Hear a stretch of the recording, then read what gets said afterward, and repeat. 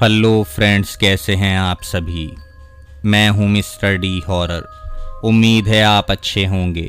भगवान से प्रार्थना करता हूं आप हमेशा हंसते रहें, मुस्कुराते रहें। दोस्तों, आज की कहानी हमें हमारे एक सब्सक्राइबर दिलीप सिंह ने भेजी है।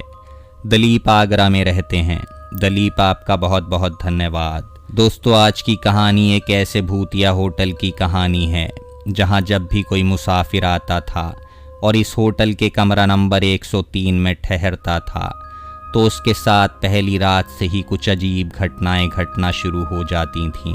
और बहुत बार तो ऐसा भी हुआ कि यहाँ रुकने वाले मुसाफिरों में से कुछ की रहस्यमय तरीके से मौत भी हुई।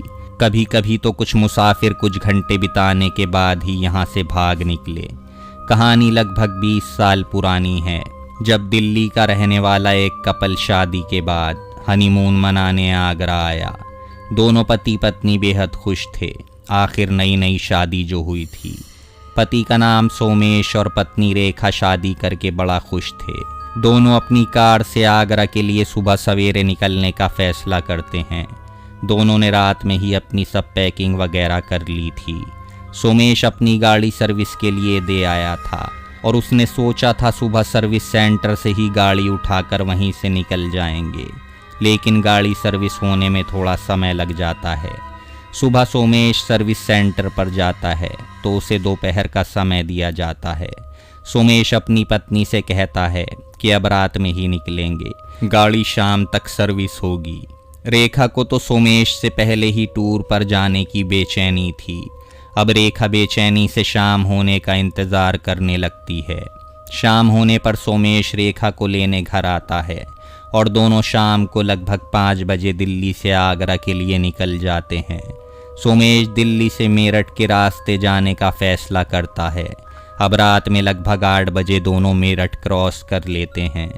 सफ़र अब भी अपनी रफ्तार से हो रहा था। दिसंबर का महीना था। ठंड अपने होने का एहसास करा रही थी। रात में कोहरा और घना होता जा रहा था और इसीलिए गाड़ी की रफ्तार भी अपने होशो हवास में थी। दोनों रात लगभग 1 बजे आगरा पहुंच चुके थे। तभी सोमेश कोई होटल की तलाश में लग जाता है, क्योंकि दोनों बड़ा थक चुके थे और अब आराम करना चाहते थे। सोमेश को शहर में अंदर घुसते ही एक होटल नजर आता है जो देखने में काफ़ी पुराना लग रहा था। सोमेश रेखा से कहता है कि वो होटल स्टाफ से बात करके वापस आता है। अब सोमेश उसी होटल में एक कमरा ले लेता है, कमरा नंबर 103। सोमेश पत्नी को लेकर कमरे में सामान शिफ्ट करने के बाद खाना ऑर्डर करता है, लेकिन होटल स्टाफ बताता है कि इतनी रात में रसोई चालू नहीं है, आपको खाना बाहर से लाना पड़ेगा। सोमेश रेखा को कमरे में ही रुकने को कहता है और खाना लेने चला जाता है। अब रेखा कमरा नंबर 103 में अकेली थी। सोमेश जा चुका था। तभी रेखा थोड़ा आराम करने के लिए बेड पर चली जाती है। अभी रेखा बेड पर गई ही थी कि अचानक कमरे के दरवाजे का गेट ज़ोर ज़ोर से बजना शुरू हो जाता है। गेट इतनी तेज़ी और ज़ोर से बज रहा था जैसे कोई उसे तोड़कर अंदर आना चाहता हो। रेखा को ये आवाज़ें बेचैन कर रही थीं और रेखा बहुत गुस्से में भी थी, क्योंकि उसे लग रहा था कि होटल के स्टाफ में से शायद कोई आया है। अब वो स्टाफ पर मन ही मन बहुत गुस्सा भी होने लगी थी।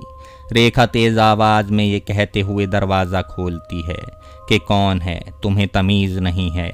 पर ये क्या। गेट खोलने पर रेखा देखती है बाहर तो कोई है ही नहीं। बाहर गैलरी में घुप अंधेरे के सिवा कुछ नहीं था। रेखा फौरन दरवाज़ा बंद कर लेती है। वो फौरन स्टाफ के नंबर पर कॉल लगाती है। कॉल करने पर स्टाफ के कुछ कर्मचारी फौरन कमरे में पहुंचते हैं। रेखा उनको सारी बात बताती है। होटल का स्टाफ समझ जाता है कि माजरा क्या है, लेकिन स्टाफ रेखा को तसल्ली देता है और वापस लौट जाता है। इतनी देर में सोमेश भी खाना लेकर वापस लौट आता है। सोमेश के वापस आने पर रेखा सोमेश को सारी बात बताती है। सोमेश से कहती है कि होटल का स्टाफ बहुत बदतमीज़ है और उसके जाने के बाद स्टाफ में से ही किसी ने तेज़ तेज़ दरवाज़ा बजाना शुरू कर दिया, क्योंकि उनको पता था कि कमरे में मैं अकेली हूँ सोमेश को बहुत तेज गुस्सा आने लगा और उसने फौरन होटल स्टाफ को फोन करके बुलाया। अब होटल स्टाफ से 2 लोग कमरे में आते हैं, लेकिन रेखा देखती है जो स्टाफ थोड़ी देर पहले आया था और उसे दिलासा देकर गया था, ये वो लोग नहीं थे। सोमेश ने स्टाफ को खूब डांट पिलाई। स्टाफ ने कहा, हमने तो अभी तक यहाँ कोई ऐसी आवाज़ सुनी ही नहीं। रेखा ने कहा, थोड़ी देर पहले आपके स्टाफ के बाकी लोग यहाँ आए थे, उनसे जाकर पूछिए, उनको सब पता है। वो दोनों स्टाफ के लोग हैरानी से रेखा की तरफ देखने लगे और बोले, यहाँ तो स्टाफ में सिर्फ हम 2 लोग ही हैं, यहाँ रात में सिर्फ हमारी ही ड्यूटी रहती है। अब रेखा का दिमाग और ज़्यादा परेशान होने लगता है। वो स्टाफ से कहती है, आपसे पहले 3 लोग यहाँ आए थे, मैंने उनसे भी शिकायत की थी। वो 3 लोग कौन थे? इतना सुनकर होटल स्टाफ के चेहरे का रंग उड़ जाता है।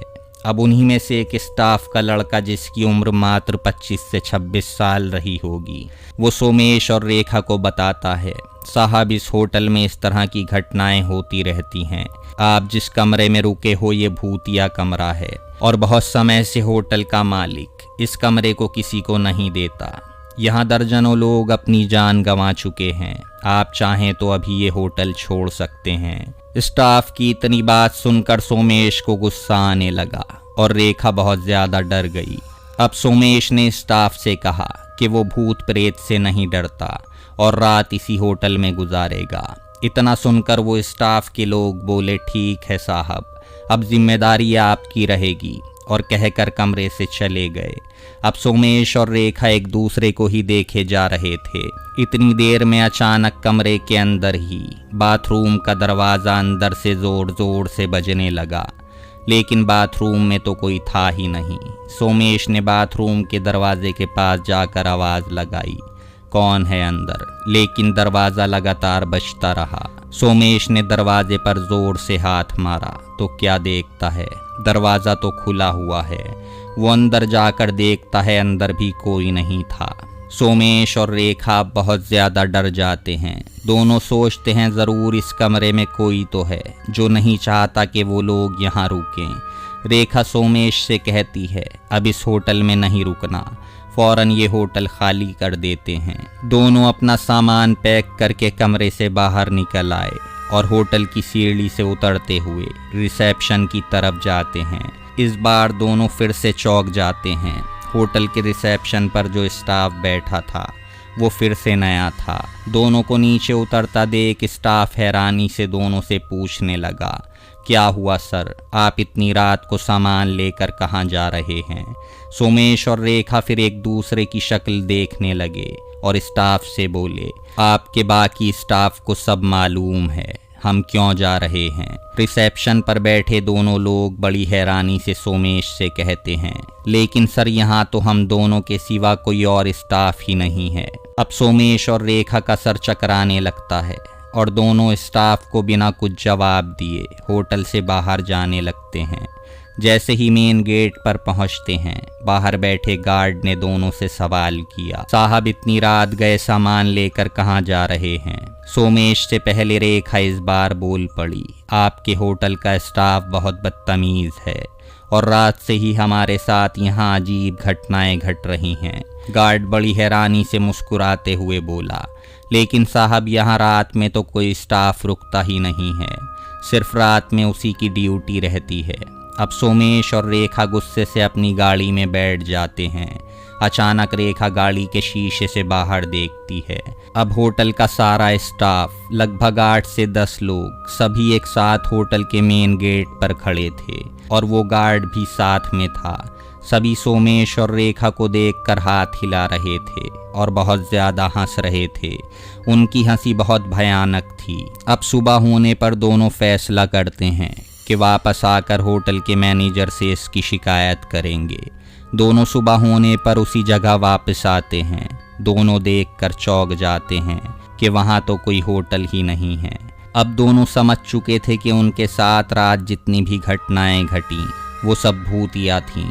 रेखा सोमेश से कहती है, अब उसे ताजमहल नहीं घूमना है, वापस घर चलते हैं। सोमेश भी राज़ी हो गया और दिल्ली के लिए वापस गाड़ी मोड़ देता है।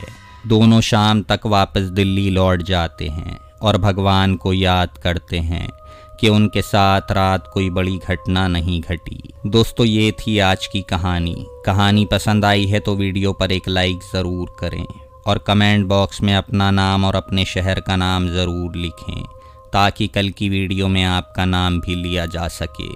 अगर आपके पास भी कोई ऐसी भूत या कहानी है तो नीचे दिए गए व्हाट्सएप नंबर पर हमें ज़रूर भेजें। कल शाम 7 बजे फिर आपसे मुलाकात होगी एक सच्ची भूतिया कहानी के साथ। तब तक आप अपना ख्याल रखें। धन्यवाद।